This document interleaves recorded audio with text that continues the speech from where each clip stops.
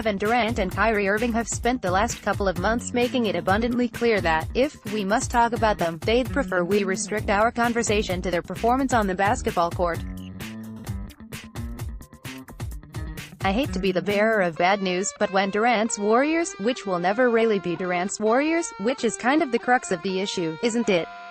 Take on Irving's Celtics, which have certainly become Irving's Celtics, which is its own therapy session, lecture in postmodern media theory, in Oakland on Tuesday, they will not get their wish. Sure, TNT's commentators will call the game as they see it unfolding, detailing each block, lone assignment, and bucket. Hovering over the minute-by-minute, though, will be the meta-narratives, what lies ahead for Durant and Irving, who both hold player options for the 2019-20 season and are widely expected to enter free agency. How has the weight of their impending free agency decisions affected the present, with Golden State weathering an early free agency-related flare-up to return to supremacy and Boston continuing to joylessly sputter toward the 5th seed? And, of course, don't forget the orange and blue elephant in the room. These storylines now comprise the superstructure of the sport, and that draws interest and demands attention. At this point, what we talk about when we talk about the NBA is, well, everything. That has rankled Durant and Irving, two basketball virtuosos who bristle at the discussion of off-court topics, and how the crush of media draws attention away from their on-court artistry. Well, sometimes, at least. They are superstar players who made what appear to be vastly different career choices, Durant joining Golden State's galaxy of stars to seek resume-burnishing championships, Irving leaving LeBron James's side to prove he could chart his own course, but were born of a similar desire to maximize their talents in one way or another. Neither move has quite worked out, leaving Durant and Irving looking like prime examples of what NBA Commissioner Adam Silver described during an interview with our Bill Simmons at the 2019 MIT Sloan Sports Analytics Conference as a generation of unhappy and isolated stars who have poured themselves into their craft in pursuit of fulfillment, only to find that it continues to elude their grasp.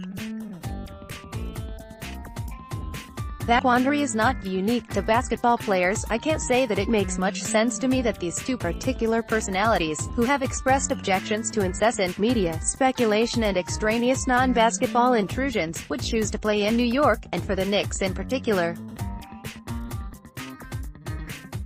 It similarly strikes me as odd that the Knicks have gone all in on a plan built around securing the commitments of two guys who have been fairly squirrely on the topic of commitment, and who have seemed downright angry at the suggestion that they might soon become Knicks. Maybe owning New York is an enticing enough proposition to render all this moot, but the entire enterprise seems like a recipe for misery for KD and Kyrie. Then again, misery loves company. Besides, this whole endeavor could wind up being just what NBA fans have been clamoring for, an antidote for the Warriors-induced existential dread that has seemed to plague so many.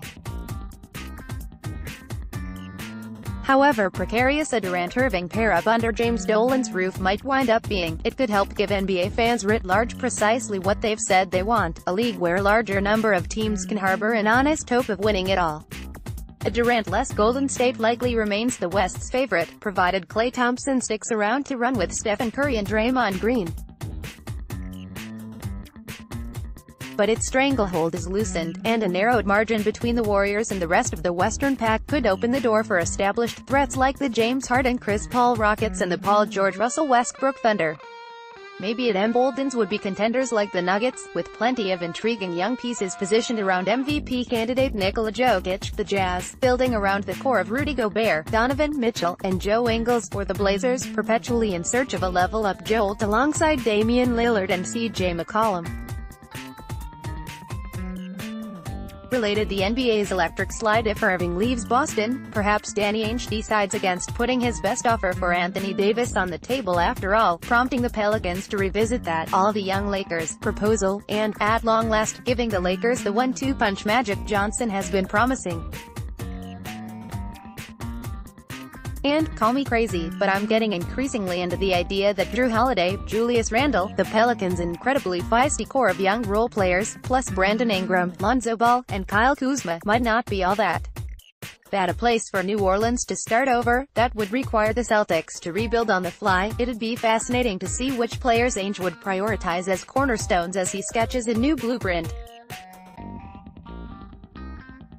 With Giannis Antetokounmpo locked in, Eric Bledsoe newly re-upped, and Chris Middleton likely to follow, the Bucks should remain the class of the East. The Raptors could cement their position alongside them by re-signing Kawhi Leonard, or perhaps the Clippers will join the conversation by luring the Southern California native in free agency. Joel Embiid and Ben Simmons ensure the 76ers' floor, but their ceiling could be determined by what Jimmy Butler and Tobias Harris choose to do come July 1st. A KD-Kyrie Knicks team, plus a high 2019 lottery pick and some other young pieces to develop or flip for more established vets would join the ranks of Eastern contenders. A deep young Nets side with max cap space and an established culture looms, too. Given the number of significant players who could be on the move, and the number of potential destinations for them, it feels like we could be on the precipice of the most widespread shake-up to the league's power structure since the summer of 2010. With the big decisions, the Knicks hope, going in their favor this time. It will feel weird if Durant and Irving, after all this stress and drama, really decide to team up in New York or elsewhere. But it might also be the sort of reset button smash the league could use, a monopoly busted, a Pangea separated, a restoration of balance, or something like it. It might not solve all of the NBA's problems, or erase the issues that have left an epic of stars increasingly disgruntled. It might give us more actual fun basketball stuff to talk about though, which seems like it'd be a pretty good start. The Ringer newsletter. By signing up, you agree to our privacy policy and European users agree to the data transfer policy.